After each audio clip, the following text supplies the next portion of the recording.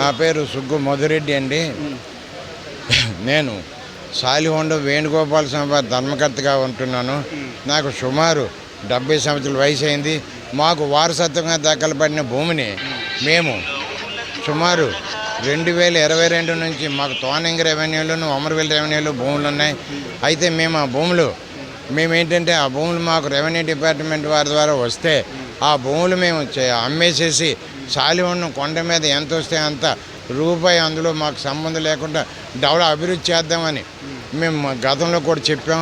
ఇప్పుడు మీ ద్వారా కూడా తెలియజేస్తున్నాను. మాకు సాలిహొండ దేవాలయం అభివృద్ధి ఒకటే. వేణుగోపాల స్వామి మాకు జయంగా వేణుగోపాల స్వామి మా కొడుకని భావిస్తున్నా. నాకు సంతానం లేదు. అయితే దీనికి 2022 సంవత్సరం నుంచి రెవెన్యూ డిపార్ట్మెంట్ వారు చాలా దారుణంగా ఆ కాగితం పట్రా ఈ కాగితం పట్రా అని తిప్పి 2022 నుంచి ఇలాగే తిప్పుతూనే ఉన్నారు. నేను పీజీఆర్ఎస్ పెడితే దాని మీద ఒక ఎండార్స్మెంట్ వేసి ఇచ్చేస్తున్నారు సింపుల్గా.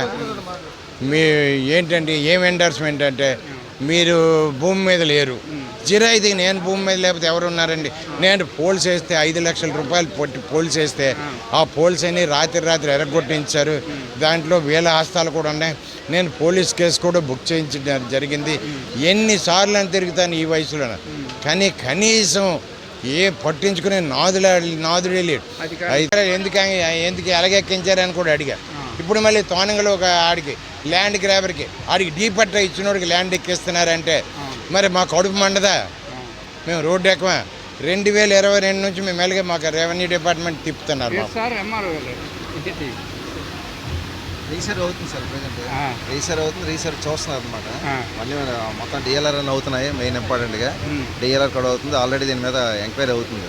మళ్ళీ ఆయన ఇచ్చారు కాబట్టి మరొకసారి మేము వెళ్ళి చెక్ చేస్తాం. ఒకటి రెండు ఎన్నిసార్లు మేము చెక్ చేస్తాం యాజ్ పర్ రికార్డ్స్. ఆయన మీ మీద ఇచ్చేస్తున్నారు, రెవెన్యూ డిపార్ట్మెంట్ అది ఇటుకే ఇంటికి చేస్తున్నారు. మాకెందుకు నేనే వెళ్తాను దాన్ని నేను వెళ్ళి చెక్ చేస్తాను. నేను ఎవరో వ్యక్తి అన్నది నేను చూస్తాను. ఒకసారి ఏంటంటే what is what as per రికార్డ్గా వెళ్తాను. ల్యాండ్ గ్రాబర్కి ఎంటర్టైన్ చేస్తున్నారు. అందరినీ పిలుస్తాను. ఇతనికి పిలుస్తాను, అప్లికెంట్కి కూడా పిలుస్తాను. అవతల ఎవడైతే ఉన్నారో ఆయన ఎవరైతే చెప్తున్నారో వాళ్ళకి నోటీస్ ఇస్తామండి. వారలుగా కాదు, నోటీస్ ఇచ్చి పిలుస్తాం. రికార్డ్ చేస్తాం. అది కూడా అదే ఆల్రెడీ వెళ్ళారు అంటున్నారు కాబట్టి ఒకటి చెక్ చేస్తాం.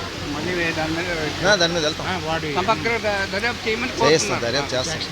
ఏటి వదలమ్మా, ఏమైనా ఉందో మన దీనిలో ఉందంటే మనం యాక్సెప్ట్ చేస్తాం, లేదా పై అధికారులు తెలియజేస్తాం. Thank you. నేను ముఖ్యమంత్రి గారికి నారా లోకేష్ గారికి అందరికీ నేను తెలియజేయండి ఏంటంటే పెడుతున్నారు బాగానే ఉంది పీజీఆర్ఎస్, కానీ దాని మీద రివ్యూ అనేది పెట్టాలా. నాలంటోడికి ఇన్నిసార్లు ఈ ఎండతోటి నేను వచ్చానంటే దానికి కారణం ఏంటంటే న్యాయం జరగకొచ్చాను.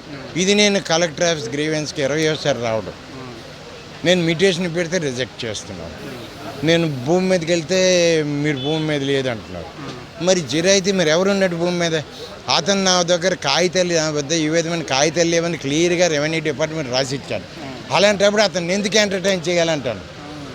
ఉమ్మరవెల్లి పంచాయతీలో ఆల్రెడీ ఈ 25 ఎకరాలు ఎక్కించారు, అవి అమ్మకం చేసుకున్నాం. ఇప్పుడు మళ్ళీ నా తెలుగు భూముల మీదకి వచ్చి ఉమ్మరవెల్లిలో పడుతున్న 4, తోనంగిలో పడుతున్న 4. ఇది పరిస్థితి. దీనిపై మీ ద్వారా నేను కోరేది ఏంటంటే చక్కనైన జిల్లా కలెక్టర్ ఉన్నారు, ఎమ్మెల్యే గారు ఉన్నారు, కేంద్ర మంత్రి గారు ఉన్నారు, వీళ్ళందరూ చొరవ తీసుకొని దీనిపై సమగ్ర దర్యాప్తు జరిపించమని నేను మీ ద్వారా కోరుకుంటున్నాను. ధన్యవాదాలండి.